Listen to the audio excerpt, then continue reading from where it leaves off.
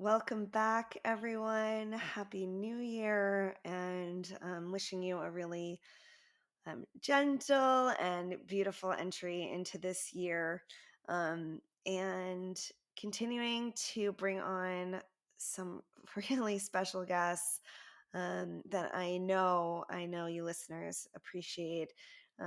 If you are following anything in the world of yoga, trauma recovery, resilience, psychotherapy, somatics, and polyvagal theory, and the intersection of these worlds, concepts, ideas, how they work, how somatics and works in the therapy setting, and how we bring these things into yoga. Then the guest who we have on for you today. It's Dr. Arielle Schwartz. What a beautiful time I had being in conversation with Arielle. Arielle is a psychologist, an internationally sought out teacher, yoga instructor, and leading voice in the healing of PTSD and complex trauma. She's the author of 7 books, another one coming out soon, including the Complex PTSD Treatment Manual, EMDR Therapy and Somatic Psychology, the Post-Traumatic Growth Guidebook, and Therapeutic Yoga for Trauma Recovery. Dr. Schwartz guides therapists in the applications of EMDR, somatic psychology, parts work therapy, and mindfulness-based interventions for the treatment of trauma. She has a depth of understanding, passion, kindness, compassion, joy, and a succinct way of speaking about very complex topics. And you'll really hear that in this conversation. She helps us to understand polyvagal theory. I know that as much as I read about it and try to learn about it, it's complex, and applying it is complex, but not when you talk to Arielle. She really breaks it down and makes it very understandable and gives us some great takeaways for where to start. She's the founder of the Center for Resilience Informed Therapy in Boulder, Colorado, where she maintains practice providing psychotherapy, supervision, and consultation. With over 20 years as a therapeutic yoga teacher, Dr. Schwartz believes that the journey of trauma recovery is an awakening of a spiritual heart. And you can find her at drarielleschwartz.com. And as I said in this conversation, we cover applied polyvagal theory. Dr. Arielle Schwartz is now teaching a course for the Embody Lab. We cover how to bring these concepts into group yoga, and individually, and the different roles as yoga facilitator and as therapist. A lot of practices for regulating the nervous system and for toning the vagal nerve.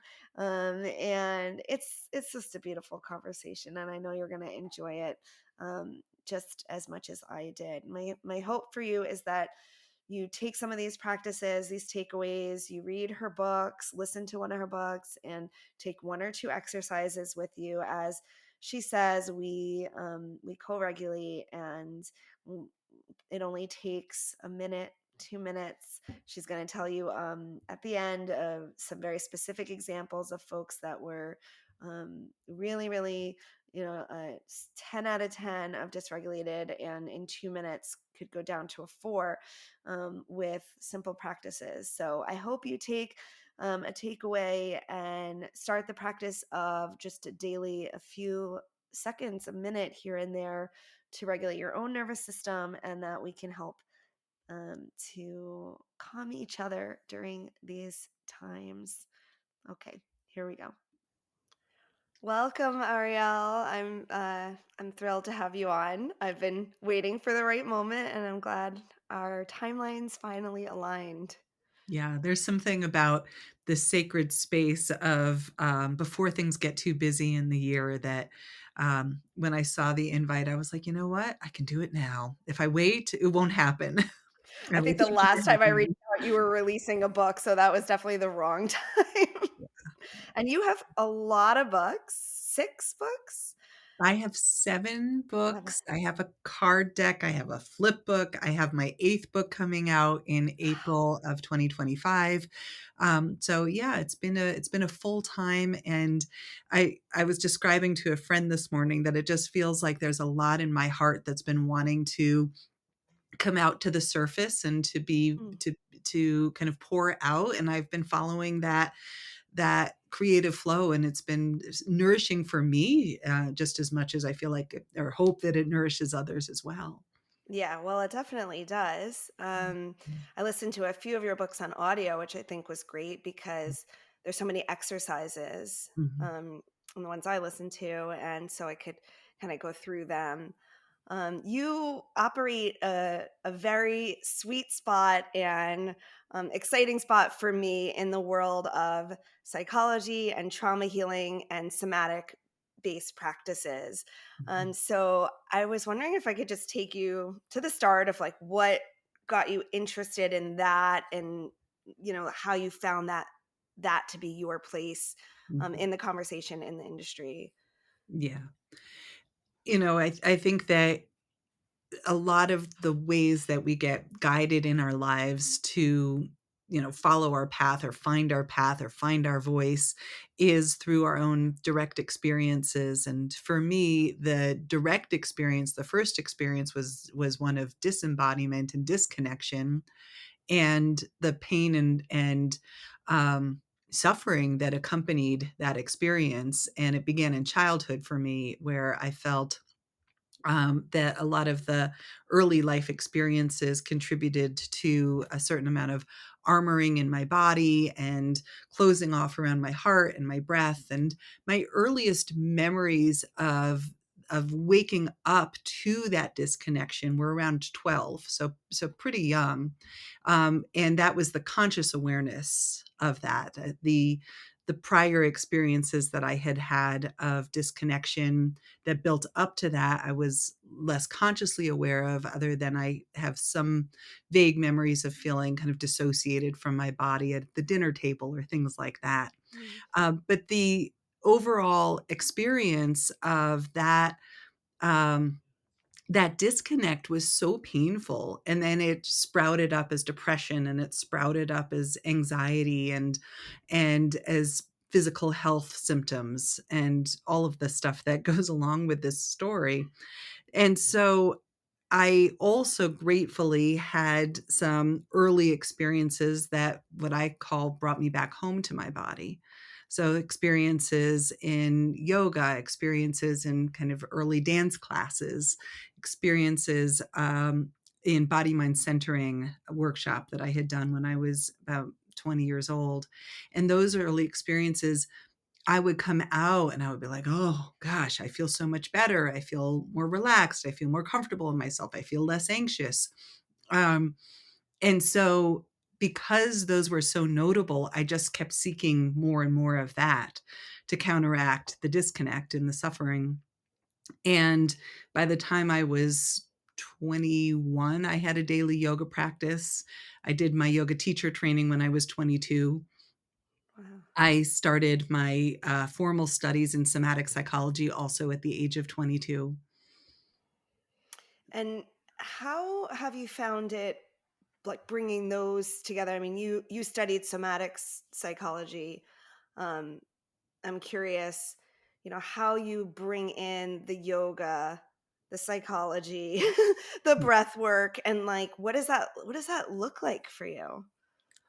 I still feel like I'm answering that question for myself, and that's gonna sound kind of silly, but, because I'm out there putting it all together and teaching certification courses and teaching trainings for therapists and for yoga teachers, and that question of how do these lanes intersect? Because for a long time I had my yoga teacher training, and that sat in its own lane. And then I had my psychology practice, my psychotherapy practice, and that sat over here. And they started to come together in 2008, where I had already been teaching yoga in our community for many, many years. I've been teaching here since 1999 and elsewhere before that. And in 2008, I started to create a course that was a therapeutic yoga for trauma class that brought all of the tools that I knew helped me with my own trauma. I knew that clients were coming to my community class that had trauma and were getting benefits, but I really honed in on specifically offering that that course, that class. And I ran that course for 12 years. It evolved into a format where I would have a 6-week group, and that cohort of students would go through the 6 classes. And then most of them would return and take the whole thing again. And so it became just a really beautiful community of students here locally. When 2020 hit, the uh, the whole world changed, right? And I combined what was my general yoga class and my therapeutic yoga class, and I just threw a class together on Zoom, right? Mm. As so many of us did, like, okay, I'm going to teach it here now. And it surprised me what happened because I took the same format. And the format, if I were to put it very simply, is that the class isn't just about the physical asana or the breath work, it's about community. Okay. And so in the format of the class, we have a chance ahead of time just to check in, to talk about what's happening in our lives, to allow a sense of belonging to be woven through the participants and myself as well. So I took that same model online and boom, it just landed. And especially in 2020, when people were separated and isolated, it allowed us to cross a bridge.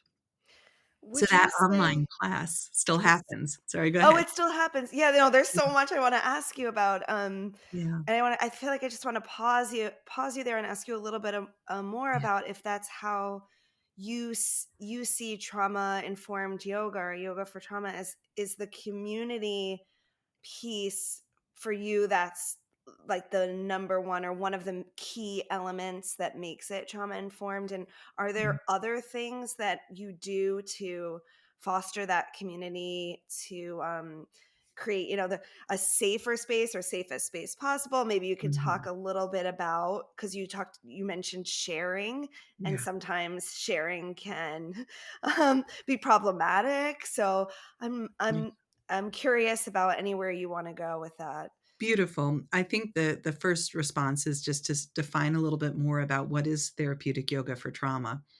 And there's a few key components, community being one of them, and a safe enough social space. And what makes a space safe enough is choice, right? And Yeah. so I know you have, a shared background around trauma sensitive work, and so, it's always based on invitation and choice, and even the sharing, therefore, is with choice, right? You can opt in, you can opt out. That was true in person, that's true online. You can have your camera on, you can have your camera off, right? It's actually in some ways lends itself so beautifully to a trauma-informed format because we can still cultivate as much connectivity as we really want. It's amazing how across distance in a screen that's really possible. And we can also retain our autonomy and our anonymity if we choose. We can. There are people that will take the class, but they will just watch it on YouTube, and so they're not actually choosing to opt into the community side, but they're benefiting from just what's purely available in the practice itself. And the practice itself is less about achieving a goal. We're not trying to perfect a posture. We are not so much alignment based. It's very much about feeling from the inside out, developing a safe enough relationship with your own embodiment, with your own breath, and basically engaging in a conversation with your body the whole way through. Yeah, beautiful. Yeah, yeah.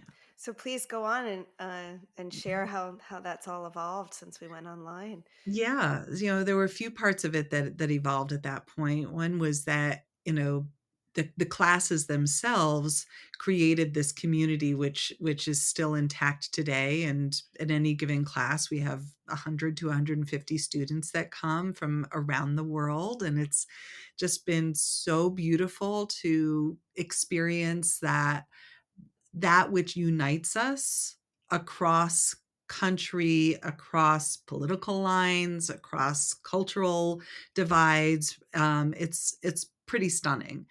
Um, and there's also ways in which the my work was influenced by what I received in the interest of the students. And so I was invited to partner with a group called the Embody Lab also in 2020 to start to share the the model that I was offering to that community. And by the end of that year, was invited to create a program that brought Steve Porges, who developed the polyvagal theory, into the work more fully. And so I've partnered with Polyvagal Institute and with Embody Lab to create a course that's called Applied Polyvagal Theory in Yoga. It's a very long term, and more specifically, applied polyvagal theory and therapeutic yoga for trauma.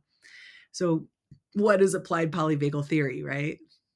Yeah, yeah, I feel like we need you to define all the parts.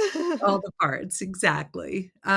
Applied polyvagal theory takes, first of all, what is polyvagal theory, right? Takes this physiological basis of what is happening when we are able to downregulate out of defensive states and cultivate a great sense of ease within the body, and how, when we do so, our bodies thrive, right? And our minds thrive. We feel more emotionally balanced. We feel more capable of being connected to others.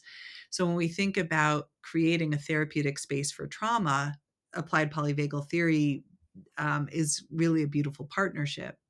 Polyvagal theory is simply referring to poly being multiple and vagal being the vagus nerve, and looking at the states of the vagus nerve, and our nervous system more broadly, that take us into connection, ease, um, clarity, calmness.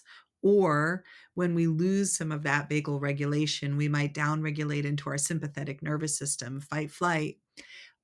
Or we might even downregulate further into a evolutionarily older state driven by the vagus nerve that is for the purpose of self-protection. And we call that a faint response or a Mm, shutdown. And we all have these nervous system states. Sometimes we feel really heavy and collapsed and more disconnected from ourselves. Sometimes we feel really charged and anxious or afraid.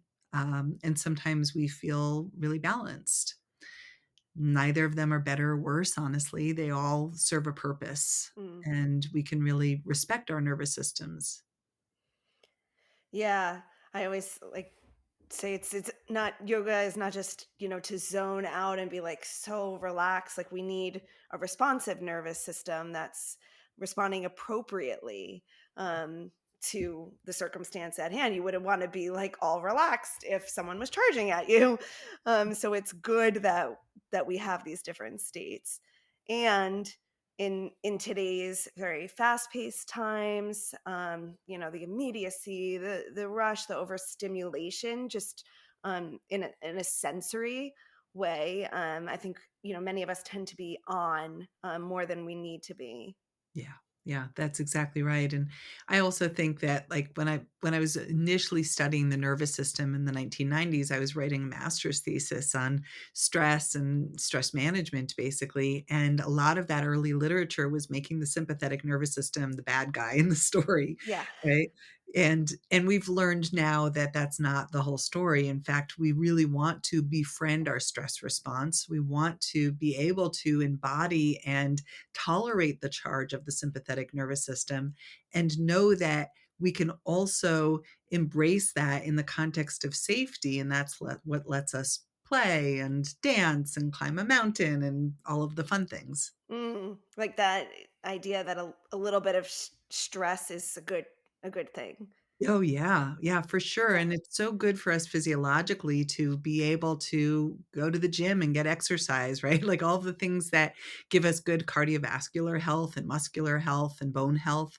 So we want to be able to move, and move in a way that isn't always about defending ourselves. Yeah.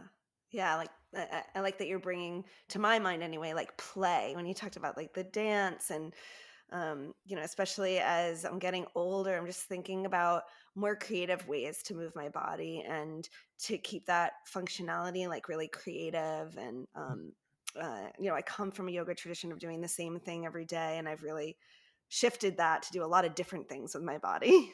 Yeah, yeah. What was your, initial yoga tradition? Ashtanga, Uh-huh. Yeah, yeah. yeah, like 20 something years, Mhm. and now it's a lot more exploratory. Although some of the things in there, and like the ujjayi breathing, I think are really relevant to Mhm. some of the polyvagal work. Yeah, very much so, right? Because when we think about the vagus nerve and the way that it travels into the middle ear and through the larynx and pharynx in the throat, creating that audible quality of the breath and that slight, constriction in the whisper muscles of the throat, it's going to stimulate the vagus nerve as it goes through your throat. It's going to stimulate through the sound that you hear in your ears. Mm. So the vagus nerve, and please correct me, it's the longest nerve in our body.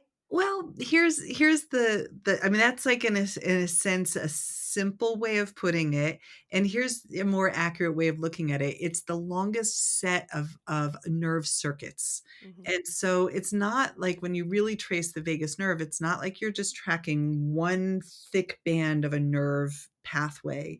What you're tracking is this incredible circuitry that's more webbed. It's like if you think about a fanning out of nerve endings that goes into the intestinal lining, that goes into your lungs, into the movement of your diaphragm, that goes into your heart and has all of these sensors of blood pressure changes and blood chemistry changes that's tracking the amount of oxygen and carbon dioxide in your bloodstream, and then webbing around into your ears, around your face, around your eyes, your mouth, your facial expressions. So it's this incredible network. Wow. Yeah, and it's so Yeah. intertwined with our fascia and our digestive organs, and so you can't have a single nerve pathway that does all that. Hmm. Yeah. So it's right, and I understand now more. I like that image of the web. Yeah, I've is it true it's called the wandering nerve? Vagus means wandering. that's right. Yes. So that gives us kind of that feeling as well. So it's really interacting with so many parts of us. Mhm. And this, so toning the vagal nerve in some way, or calming it or regulating it, is going to help all those systems. That's right, and one of my favorite metaphors that I received from, Dr. Steve Porges, who developed the polyvagal theory, is this metaphor of the vagus nerve being like the power cord to the computer. So, our power cord sends all of the juice to the main computer system, right? Like, and we need that juice. We need to have this mind-body superhighway of communication carrying the information from the body to the brain. The computer lives at the brainstem.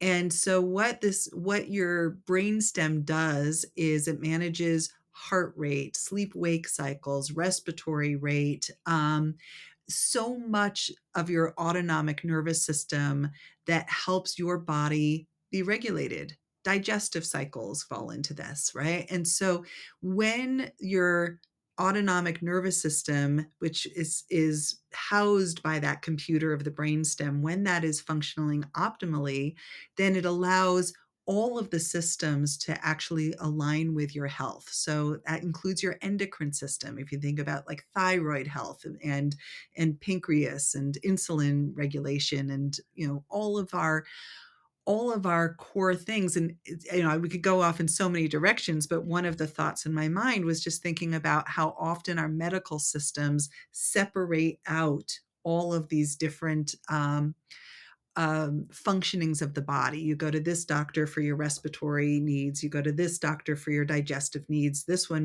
the endocrinologist over here, the cardiologist over there.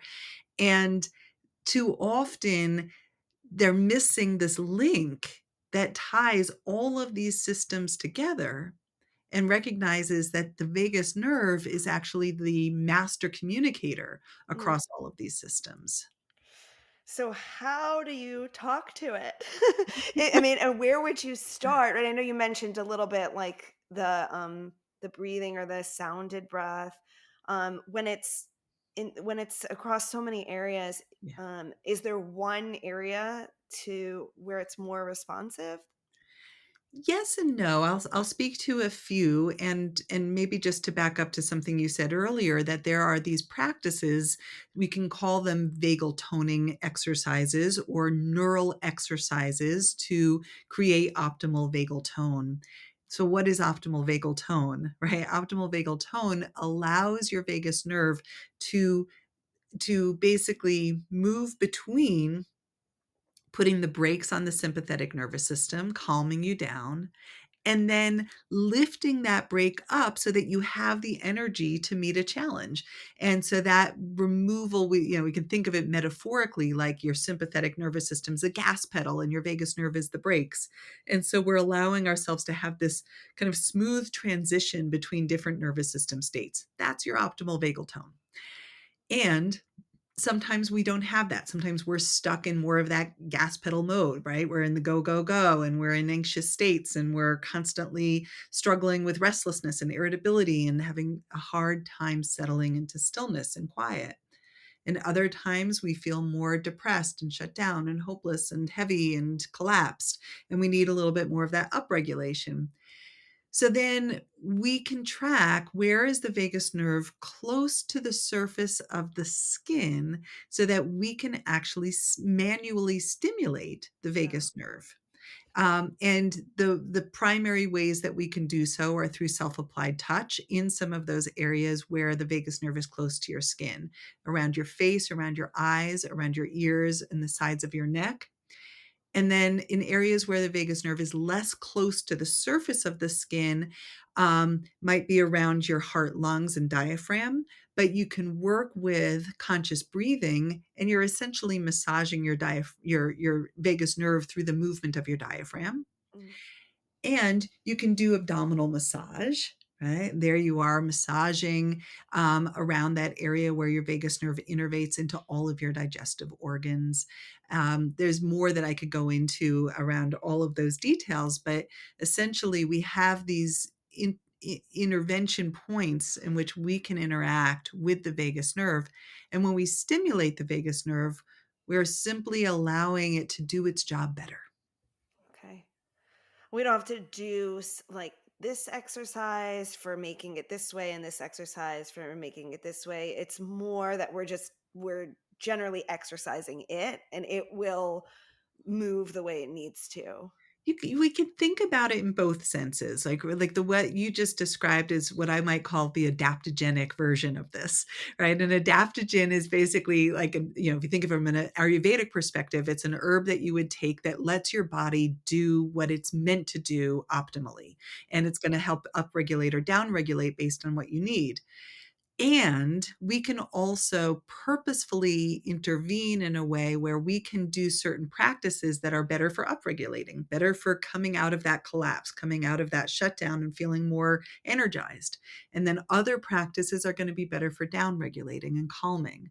Mm. Most simply, if we look at the breath, and I know you know this as well as I do, but when we look at the breath, the inhalation is associated more with the sympathetic nervous system, and the exhalation is associated more with the parasympathetic system. So every time you inhale, you are going to emphasize more of that sympathetic. You're going to remove the vagal brake. Your heart rate's going to increase just a little bit. And every exhalation, you're going to come back a little bit more parasympathetic and calming. Now, if you want to be in the driver's seat of your nervous system, if you're feeling pretty heavy and shut down, emphasize your inhalation. Do more kind of um, filling of the breath, more holding at the top of the inhale, more expansion of your chest. That's all going to be upregulating. And conversely, if you wanna calm down or get ready to go to bed, emphasize your exhalation. Long, slow exhalations, twice as long as your inhalation is gonna set you up for sleep.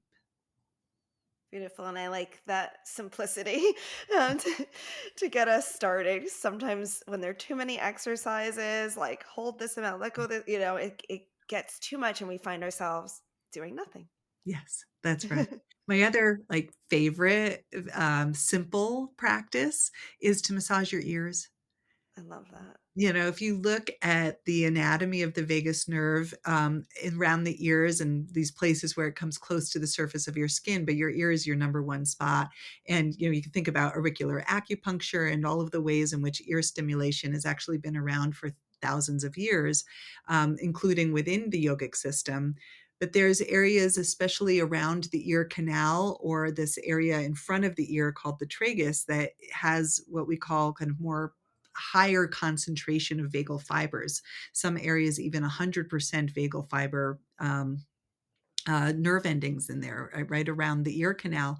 So you can use your fingers and massage the areas of your ear right around the ear canal, which is called the concha, in front of your ear, this area called the tragus, and the earlobe itself, drawing down on your ear, kind of dragging it down and being heavy.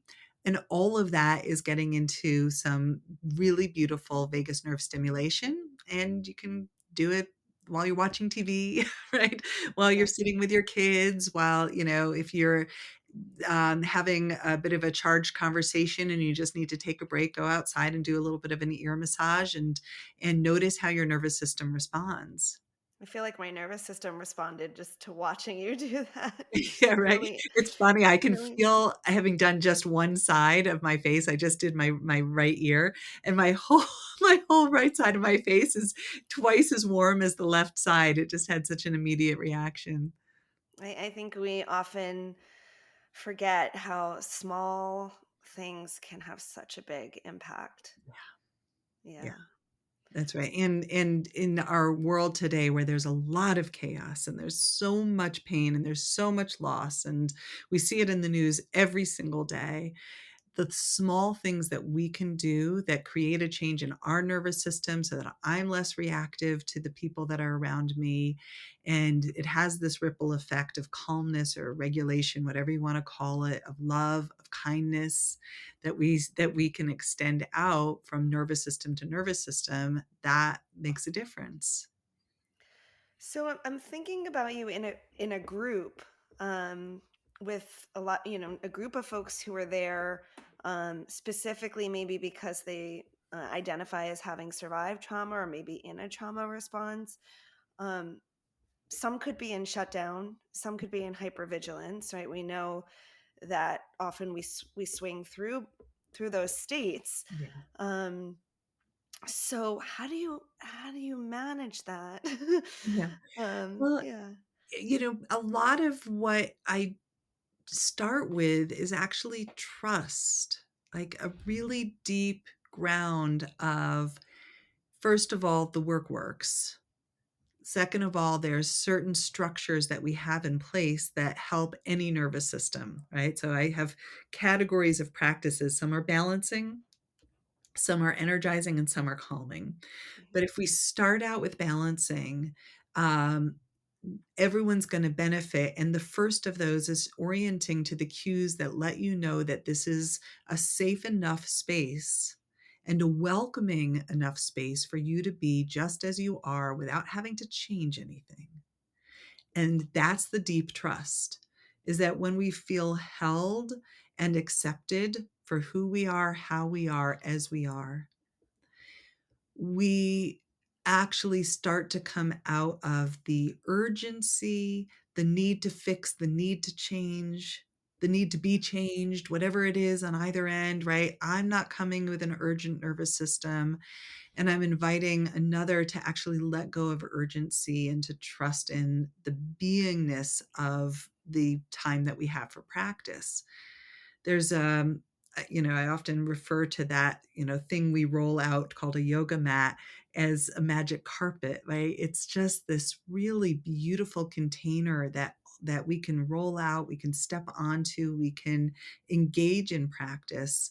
And then we also get to roll it back up and we get to kind of close the practice and say that was enough for today. Mm. Whether it was 5 minutes, 15 minutes, an hour, right? Whatever time we have to devote to ourselves. And, you know, and then the practice begins when we step off the mat, right? Then we That's interact right. with the world. But I think that there's something about really trusting that actually everybody is coming with an intention to find their way home, and that I don't have to worry so much about changing their nervous system state. We just meet ourselves where we are. Yeah. Yeah. The acceptance piece I'm hearing is really big. Even more welcoming everyone, where they're at, and not and folks not getting the feeling that someone's trying to change them. Oh, totally, Yeah. totally, right? Like, it's and when I'm teaching a class, I'm not necessarily teaching all the science behind it, right? Like, I'm just showing up in my own practice, quite honestly, Yeah.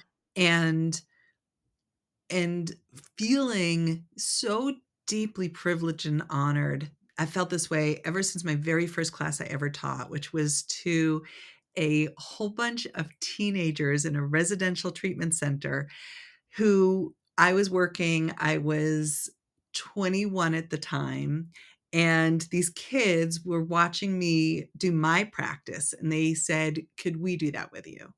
And the Mhm. next thing you know, I'm teaching these kids to do what I was doing because it was good for me.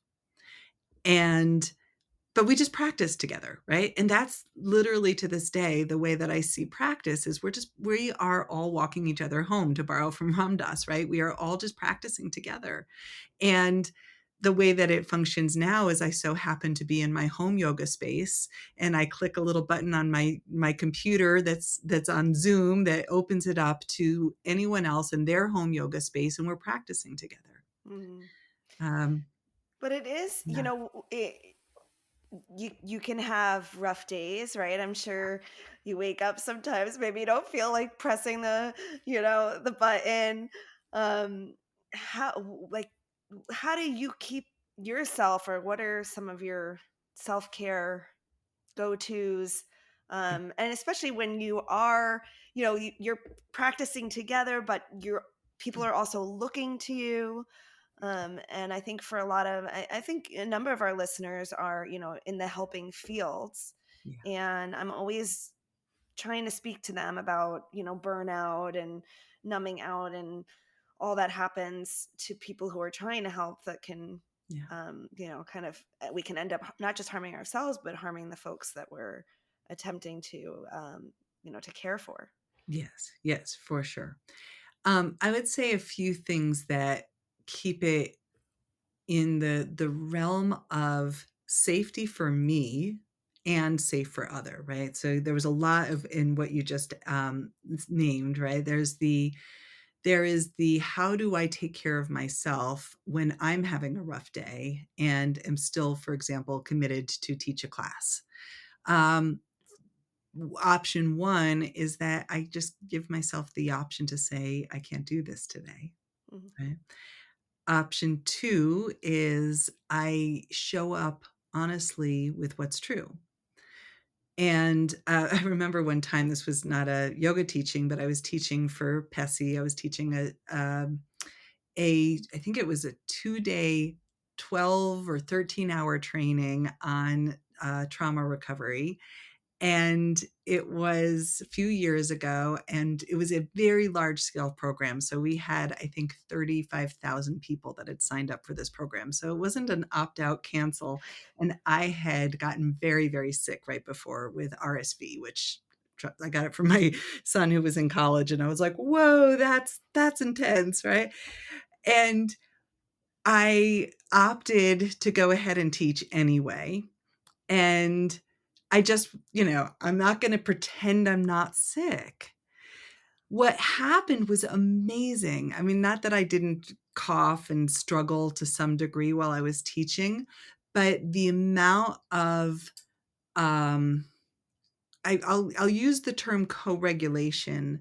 It's a polyvagal term, and it basically says when we are connecting heart to heart with another person, and there's the warmth and the kindness coming back, it generates something beyond, right? And so the energy or the waveform of this collective care that was there, especially when people found out I was sick and I got 1,000 heart emojis or, Mm. you know,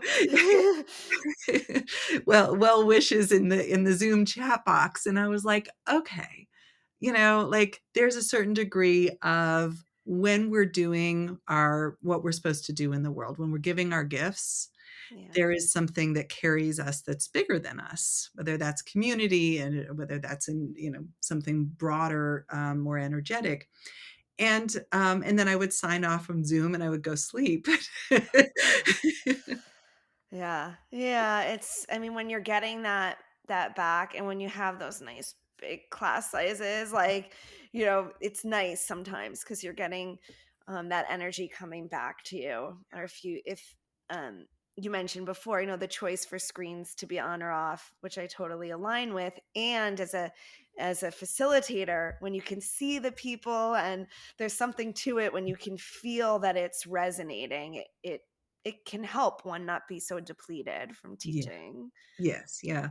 And that I feel like it's important for me to, like, continually take off the my own personal kind of self-layered of projection on myself that somehow I have to be more than who I am, Mhm. and the projections that land on me from Mm. others that somehow I am more than who I am.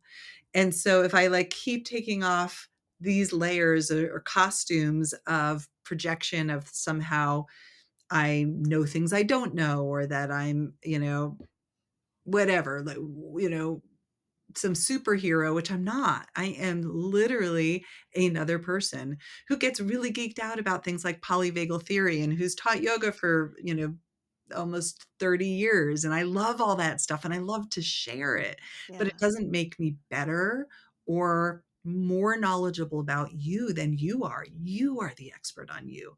That also helps me with that trust factor. Mhm. Yeah. The Yeah. "you are the expert on you" is it's true, and, it's something that's always important to remember, and I when I train yoga teachers, I always talk about that when you realize that the one you're sharing with, like, they're the expert on themselves, that actually helps with the burnout because you're not trying to know something, and that's what drains the nervous system, right? Yeah. Totally. It is such a, it's, for lack of better terms, like, I don't have to play God. Yeah. I don't have to know what's gonna happen next for somebody else. I don't have to know what's best for somebody else. And it is like this deep rest in my back body that lets me go, "Okay." The challenging part of stepping into leadership or teaching roles or public facing roles is that people will project on you and want you to have all the answers or say it just the right way or be perfect or whatever the things are. And I think that the other kind of burnout prevention for me is to give myself tremendous permission to be human first. Yeah. Yeah. Beautiful. I want to make sure that we cover that whole applied polyvagal course title. How far did Applied we get? polyvagal theory, I think we did pretty well, to be honest. Applied polyvagal theory in yoga. So, right, Mhm. so now we've got, like, how do we take all this information about the nervous system and look at that through the lens of yoga, which is brilliant. It's so already built in from thousands of years ago. It's like maybe we didn't have the science language, but the terms within the yogic system actually match the nervous system states. So if you look again, like through a bit of an Ayurvedic lens, we can use the terms of sattva and rajasic or tamasic as states that represent ways of being in the world, whether that's kind of more turbulent and action oriented of the rajas, or whether that's calmer and orienting more towards stillness of the tamasic nature. And where tamasic, too much of that can take us into dullness and stagnancy, Mhm. or too much of the rajasic can take us into irritability and aggression. but we can temper through sattva, which is in a sense the goal of yogic practice is to cultivate sattva. And when we look through the lens of the nervous system, it's a match for what we call this ventral vagal state, or the highest evolved state of the autonomic nervous system, which is calm, clarity, presence, easefulness, peace, compassion, all of those yummy things that we're Yeah. going for. That sattva and that ventral vagal state are one and the same. And so, but we can blend, right? And this is another key element of polyvagal theory. We can bring that sattvic state or that ventral vagal state and combine it with the sympathetic. Now we have play. Mm, And we can blend that with the tamasic, which moves us out of stagnancy and dullness into calmness and ease. beautiful. Yeah, Yeah. Yeah, the combination. I was going to say the flip side of it. It's not really the flip side. It's just bringing those different elements that's right. together. Yeah, yeah. Beautiful. So how does this look? Um, can you give us some examples of what we might be doing? Mhm. Yeah. In some ways, the examples we've already been exploring are still relevant, right? Whether it's the integration of a vagal toning exercise into a yoga class, right? Or if you're working with an individual therapeutic yoga student and you're working, or working with a client in that way, you might bring in some nervous system tools.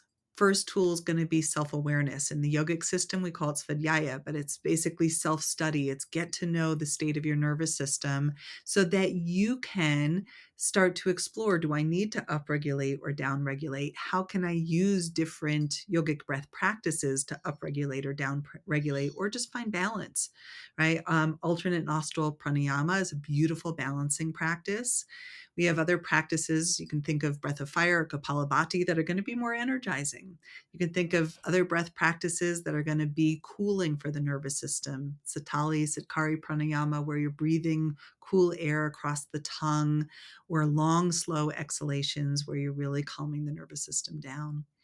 And then if you look through the lens of asana or yogic movement, you can explore that there are certain postures that are going to reflect different nervous system states. Your forward folds, your child's pose, they're going to be more parasympathetic because you are literally protecting those digestive organs. You're often closing your eyes, you're turning your attention inward. Conversely, go into your warrior or your five-pointed star, or your mountain, your Tadasana, anything where you're upright, eyes are open. It's more of a willful practice, right? You could think about what you did with your Ashtanga for all those years. Really beautiful, willful practice is going to be great for finding that sweet spot of that sympathetic engagement in the context of safety. And are you thinking in a class about balancing those two? Yeah. Always. And what's makes it actually very easy is that it's already happening. The ancient yogic systems, which I'm just so deeply grateful and always wanting to credit back to that where this came from, right? If we look at these ancient systems, it's already built in. Yeah. We can give science to explain why we end a practice with shavasana, or with some forward folds towards the end of practice, and how the arc of a practice in itself is balancing the nervous system, how we might notice that different postures are crossing midline or working with different sides of the brain, which also represent these two nervous system branches. Yeah. Yeah, it's in that ancient system. But Mhm. a lot of times people need that science behind it to believe in it, That's which true. thankfully we have now. Yeah. And, we both know that yoga in the West sometimes loses its root system or is mirroring our highly sympathetically driven Yes. Western mindset. And so sometimes you can go to, and that I'm not knocking it. Sometimes I go to a core power class or to a power yoga class because I like the exercise that I get. I like the challenge that it gives. I also practiced Ashtanga because I'm in Boulder, Colorado, and Richard Freeman's here. So I was gonna ask you if you knew Richard. Yeah. of course, my husband and I practiced with him for years. So, and I'm grateful. It was beautiful. It's been beautiful parts of my practice as well. I love a sun salutation. It's still part of what everything I teach. It's, I think it's about also catching where some yogic systems, and Ashtanga is not actually one of them, it where you don't get to really complete the practice with the down regulating aspect. Yeah.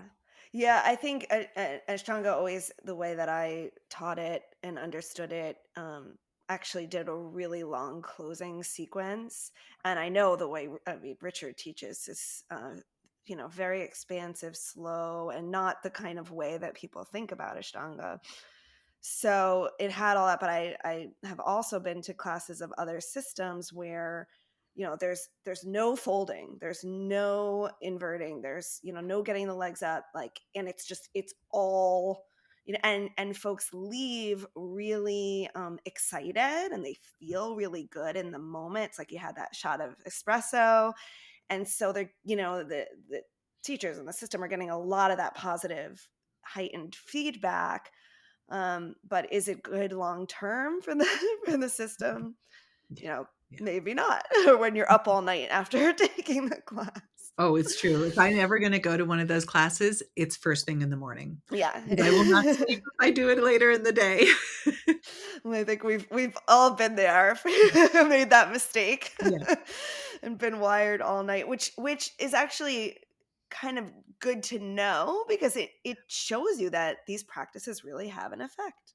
that's so true. That's so true, and, it's beautiful that we also have so many models of different kinds of classes we can take, because we could choose to do a restorative class or a yin yoga class towards the end of the day, which is so much about that forward fold and that slowing down and that long hold and restful shapes.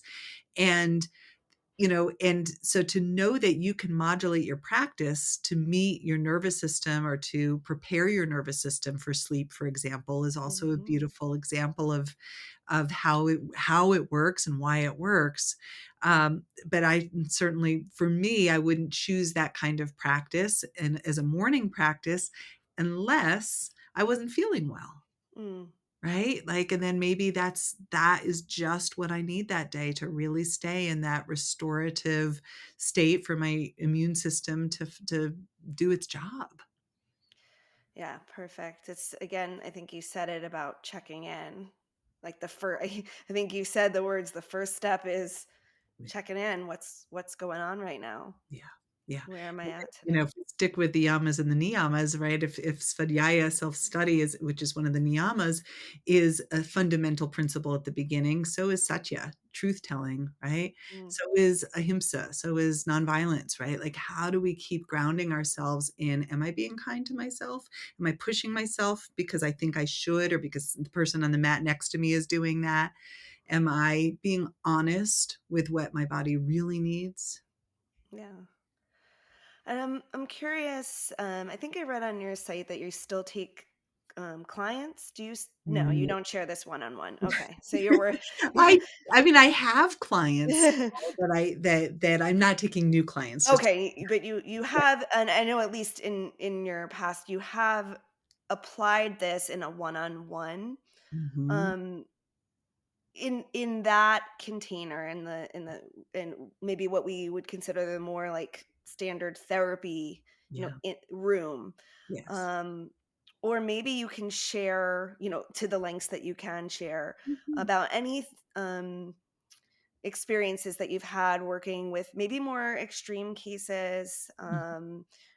You know, I know someone right now that's in a kind of shutdown. Mm. Anything you could share that Sure. might be supportive, helpful. Yeah. I'll share a very specific story, and I have permission to share this story. It's also a story of, a real individual who, gave me permission to include her story in my latest book, which is Applied Polyvagal Theory in Yoga.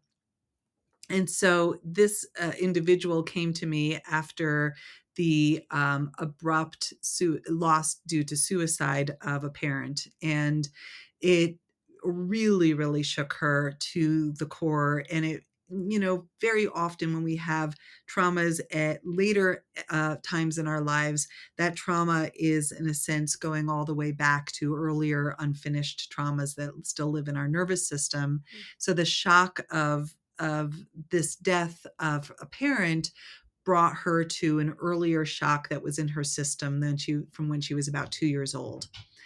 And the shock, and I'm using the word shock because very often the hardest to treat element of a traumatic episode is the way that shock gets held in the body, because it will literally shut parts of the body systems down. And in her case, it was her gastroenterologist that had referred her to me because it shut down her stomach. It literally just absolutely stopped her from digesting.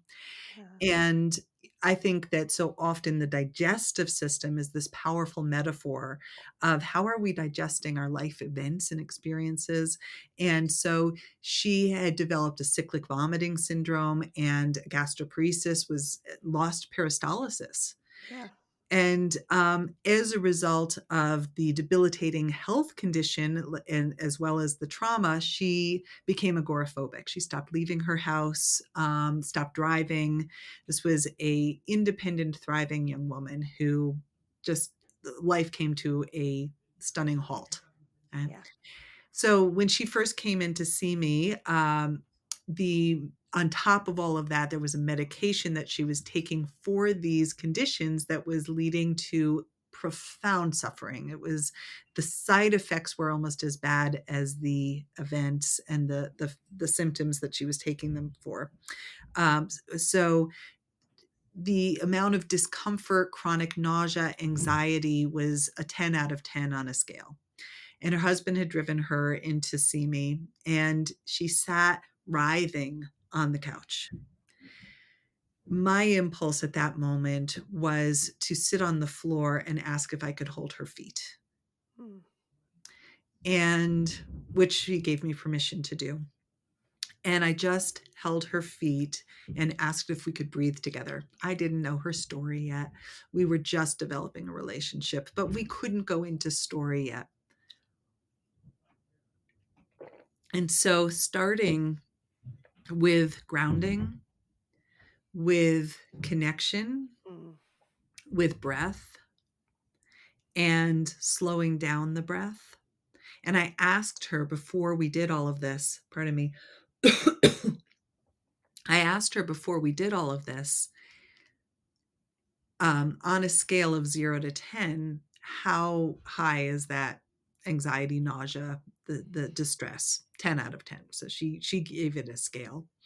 And we did about 2 minutes of slowed down breathing, me just hands on her feet.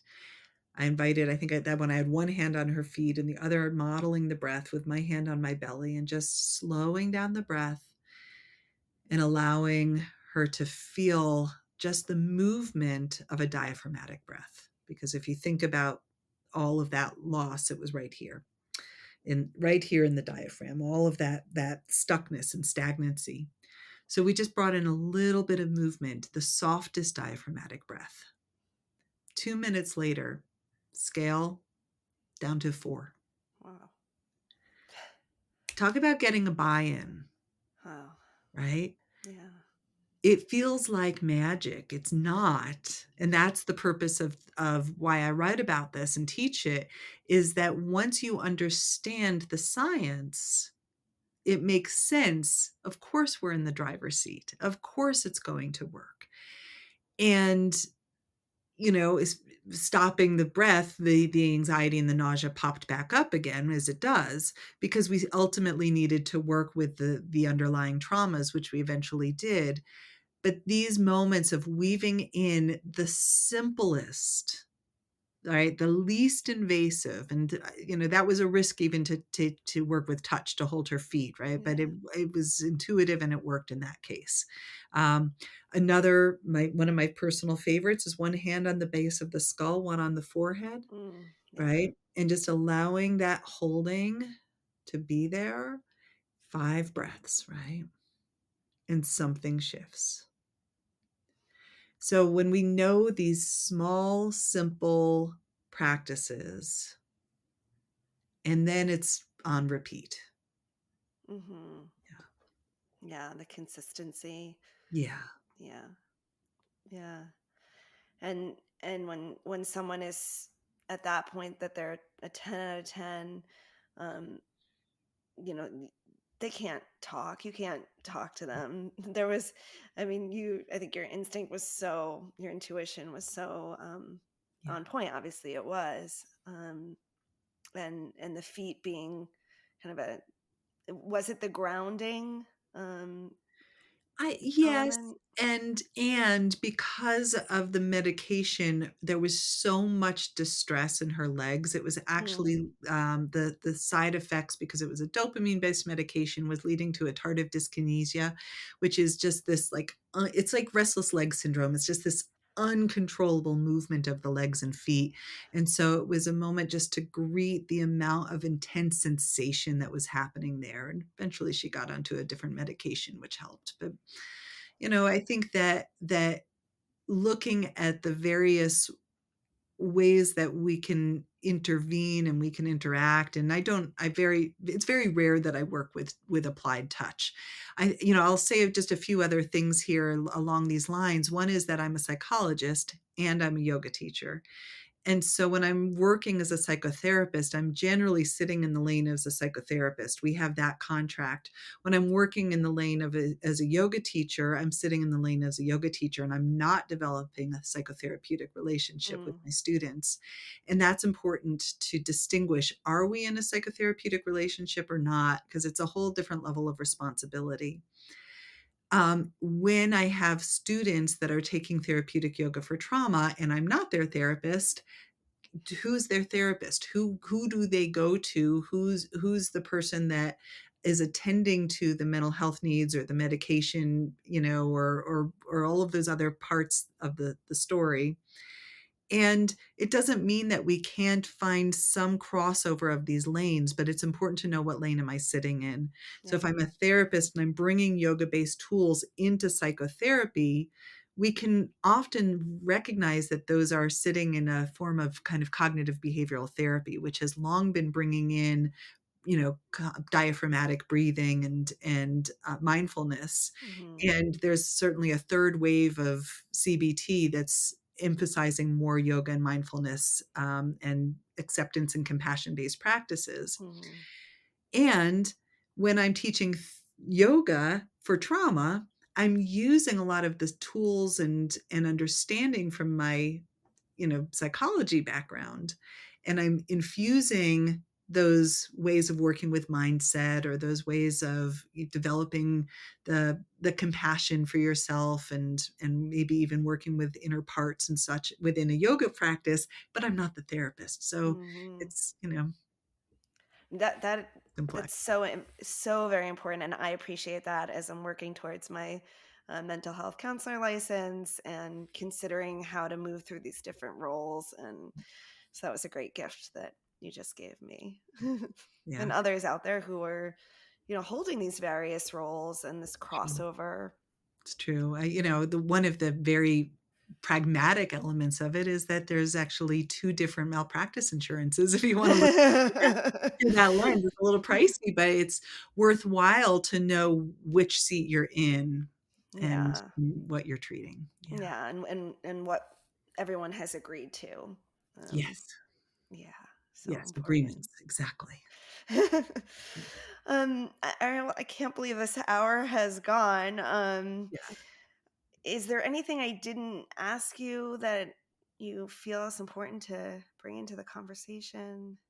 No, I think it was so rich. I mean, I've enjoyed our time together. Thank you. I have so very much.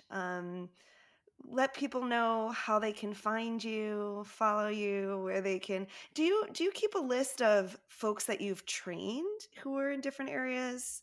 That's a great question. I do, but primarily that list right now is of the therapists that I've trained in the mind body or resilience informed approach to treatment.